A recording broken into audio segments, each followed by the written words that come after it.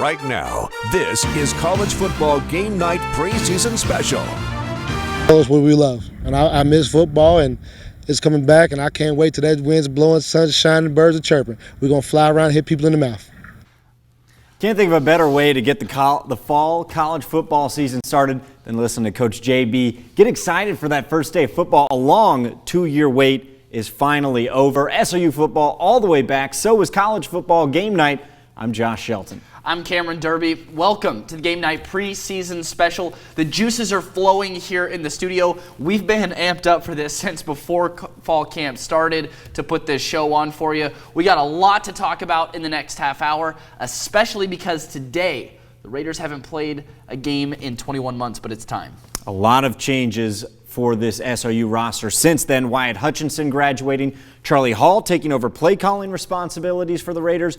Just two major changes to how the offense will operate. From fall camp day one, we've known who the starter was going to be for the SOU Raiders in week one. Coach Hall told NewsWatch 12 Trent Banner is going to be QB1. Hall said he's earned it with his dedication to the program and his play in preparation over the last 2 years. Banner spent 2019 as both a running back and backup QB. He started one game at QB in 2019 when Hutchinson and Chase Knutz were both unavailable. In it, Banner went 18 for 39, throwing for 304 yards and 2 touchdowns, along with 3 interceptions. Banner's transition to solely QB has been a welcome one for the fifth-year senior.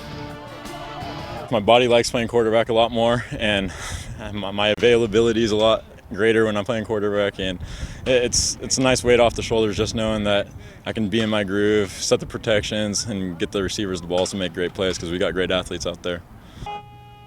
Now, it's not to say Banner doesn't have any competition in the QB room. One of the QBs right in step with Banner is a name some local football fans will remember. Former Crater High School play caller Matt Struck returns to the Rogue Valley. Struck is a grad transfer from Missouri State this past spring.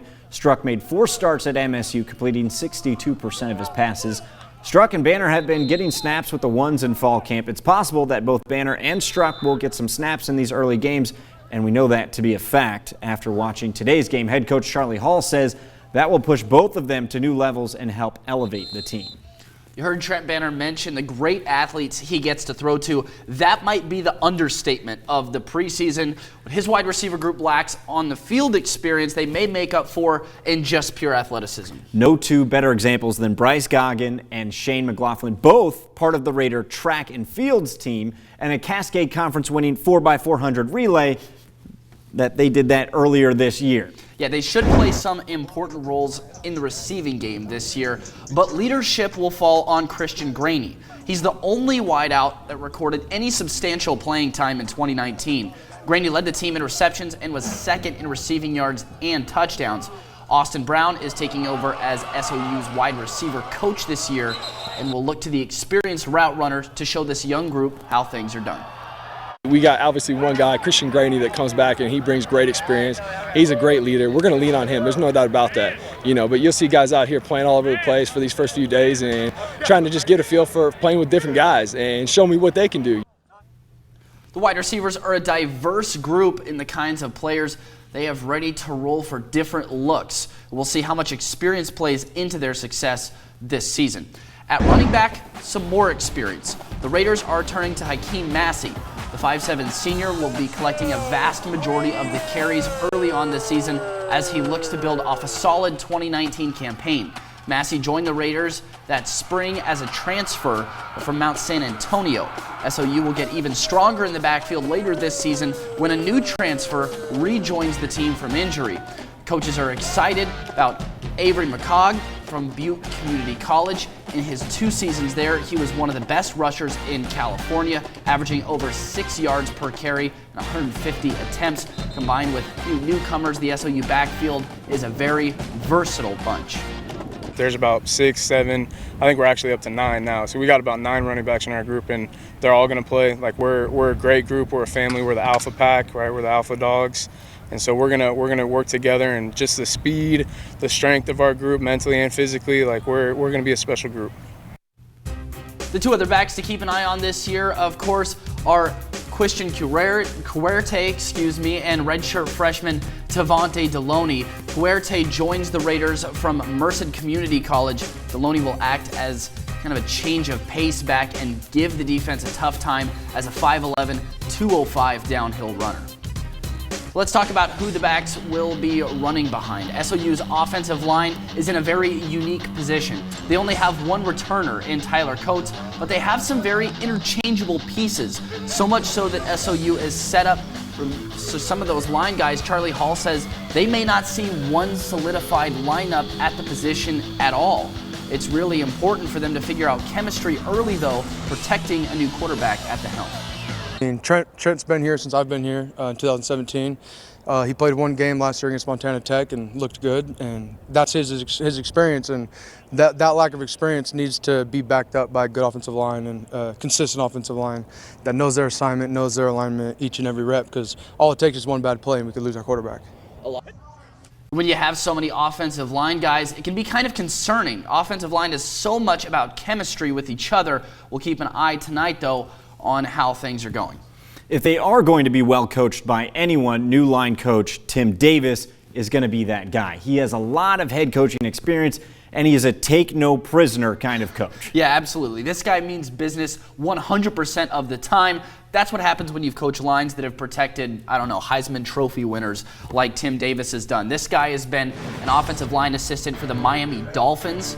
He was Alabama's director of player personnel in 2008. Yes, I am talking about the Crimson Tide here, when they had a top recruiting class in the nation. So it's safe to say this guy knows what he's doing. How fast he can get this line moving in the right direction, though, only time will tell. Believe it or not, the Raiders are playing right now for the first time in 651 days. We're going to get a little college game night feel going on right now because we have to check in on that game. Yeah, we have plenty of changes going on with the Raiders. New faces, Charlie Hall coaching from up in the booth now instead of down on the sideline and doing the play calling, but most importantly, the Raiders are playing. The Durs are in Billings, Montana, taking on Rocky Mountain, and boy, a rough start. First drive, SOU punting. Ball goes to the back of the end zone. Safety for Rocky Mountain in the first minute makes it 2-0. Trent Banner started. Max Struck comes in for Banner, struggling early. Struck throws a jump ball to Logan Nichols, and he comes down with it, turns on the Jets, and he's gone. Almost. They trip him up near the 3-yard line. Knocked out there. And then moments later, it becomes 3rd and goal after SOU can't punch it in down the goal line. So Trent Banner comes back in to the game for Matt Struck, and he goes for that old dive into the end zone play, and he's got it. The first Raider touchdown of the season.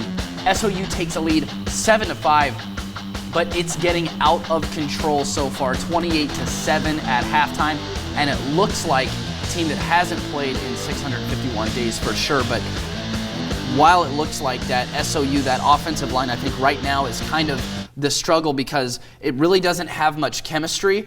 It's allowing the defensive line to get into the backfield right now, and even though the athleticism of Trent Banner and Matt Struck have kind of gotten away from it, it's not allowing the offense to kind of settle into a groove, but the defense bailing them out a little bit.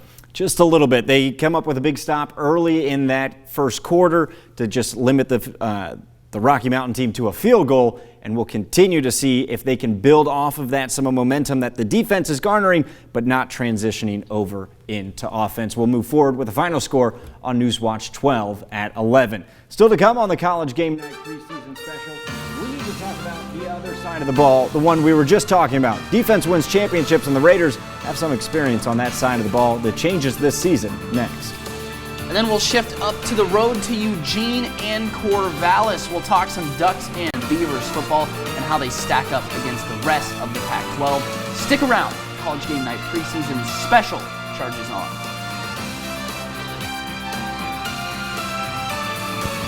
College Football Game Night, presented by Quality Fence of Southern Oregon.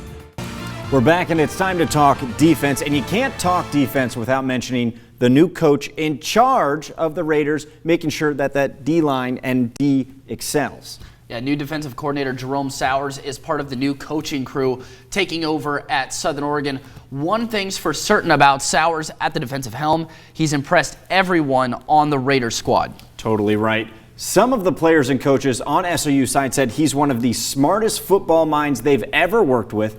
Could bode well for a Raiders team looking to improve off a 2019 defense that gave up the second most points in the Frontier Conference.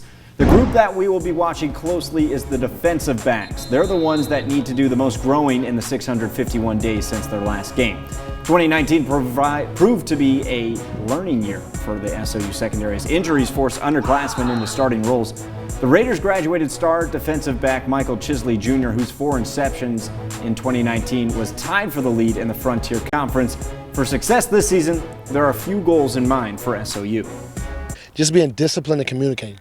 The growth is exceptional. We got guys like Devin Holden, Stokes Patello, true sophomore Deshaun Craig, Champ Robertson, Kay Weaver. A lot of guys, they're stepping up to the plate. They're stepping up to the plate, communicating, and really taking lead of the room, making my job a lot easier when they can do it.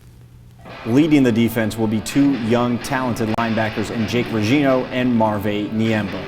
Regino started at middle linebacker in his sophomore season in 2019. Niembo ended the season as a starter in his freshman season. The team will turn to those 2 to direct Sauer's new defense. Having us as experience, we just need to, fall back to our training and know that we know what we're doing. So as long as we see the formation, kind of just take a deep breath and just play our football, then I think we'll be all right. Outside of Regino and Niembo, it's a group that lacks a bit of on-field experience for the Raiders. However, it's a very athletic group that should progress quickly as the season moves along. Now, to find the unit that's played the most snaps in a Raider uniform, you turn towards the front lines. The D-line for SOU has plenty of in-game experience and can help the Raiders. More pressure from the big boys up front can force the opposing offenses to make some mistakes. Yeah, leading the group is all-conference tackle and Medford native Trey Holmes. He's been a starter since 2017 and is a force in the trenches. Holmes brings 12.5 sacks and 17 tackles for a loss with him into 2021.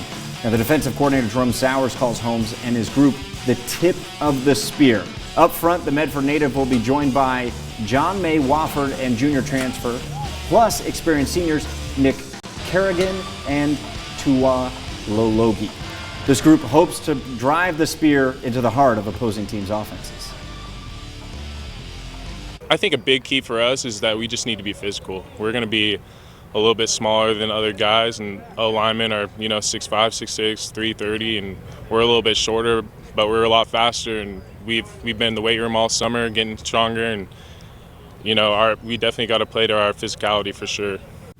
Defense wins championships. That's the saying, at least. But special teams, well, there's a reason they're called special. In an instant, a single play from the special teams unit can flip the momentum 180 degrees. And SOU has plenty of athletes that can come onto the scene and make immediate impact, and they could be dangerous.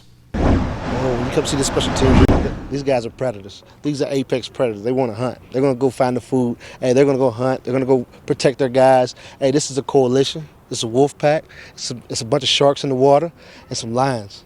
So these guys are coming after. They're hungry. They're hungry. And if you don't watch out, might get eaten.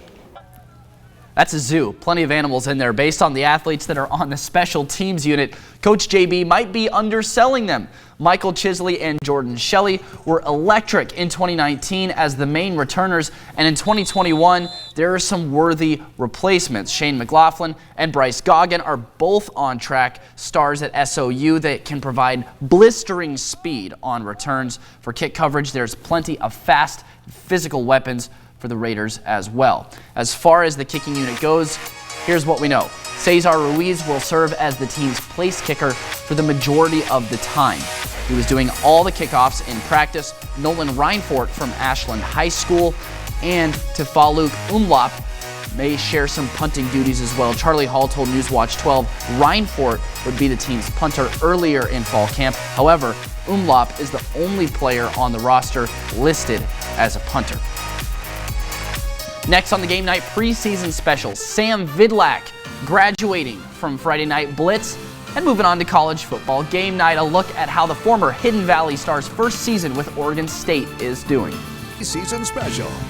Welcome back to the preseason special for all things Oregon college football. The Raiders are wrapped up for the special, so we head up I-5 to Corvallis for our next stop. Along the way, we'll pick up Sam Vidlak from Grants Pass. The true freshman quarterback who led Hidden Valley to a state title game in 2019 is now making his name known around Oregon State's campus. He's only been on campus for less than a year, but his name has already been floated in the starting QB mix. At their last scrimmage, Vidlak got some reps with the starters and performed well. We've certainly been impressed with how well he's done, but we're by no means surprised. Covering Vidlak at the high school level, we knew he was a hard worker. All of it's paying off, and the coaches at OSU like what they see. His step up from high school to college football, I mean, he hasn't missed a beat. The game's definitely faster, but he's not overwhelmed at all. Speed of play, decision making, he's got a great arm, accurate with the ball. So he's done really well, even going back to spring ball, and his game's continued to get better. He's definitely got some things to clean up, just like all of us, but we like the kid a lot. Vidlak probably won't be starting next week when the Beavers head to Purdue. The job seems to be between the last year's starter, Tristan Gebbia, and Chance Nolan, who replaced Gebbia after his injury. As of right now, no starter has been named for Oregon State. Gebbia dealing with a sore hamstring, delaying the decision for a starter. Gebbia left the Oregon State game last year with a hamstring injury that required surgery. On defense, Oregon State is looking for some changes. Namely, they want the Beavers to get back the ball to the offense more often. In 2020, they only generated 6 turnovers. So far this camp, the defense looks like it's focused on making those plays to get bonus possessions. Always a positive sign for head coach Jonathan Smith. It was nice to see the ball getting taken away defensively. I mean, that's something we've approached as a program, from last year. We got to create some more turnovers. That took place. Again, I thought the back and forth of tackling, but then executing offensively at times. There's some good run, physical play, so I liked a lot.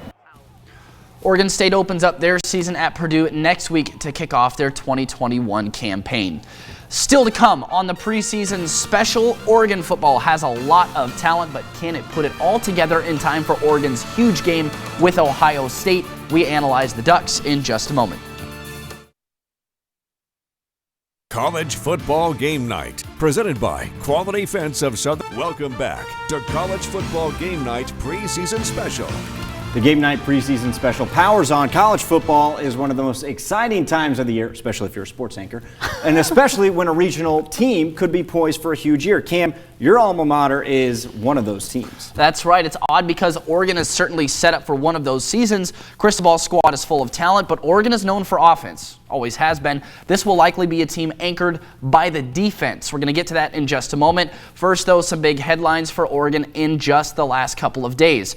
Yesterday, Mario Cristobal finally announced Anthony Brown as Oregon's QB1. It's been very expected by just about everyone that Brown would be the starter. At a big game in the Pac-12 championship, he proved it even more as he played in place of Tyler Shuck for a lot of the Fiesta Bowl last season. Cristobal, though, he does not like to make things easy. He kept the pressure on Brown in waiting to name him as the starter, and Brown will face intense pressure early as Oregon gets ready for that big matchup with number 4 Ohio State.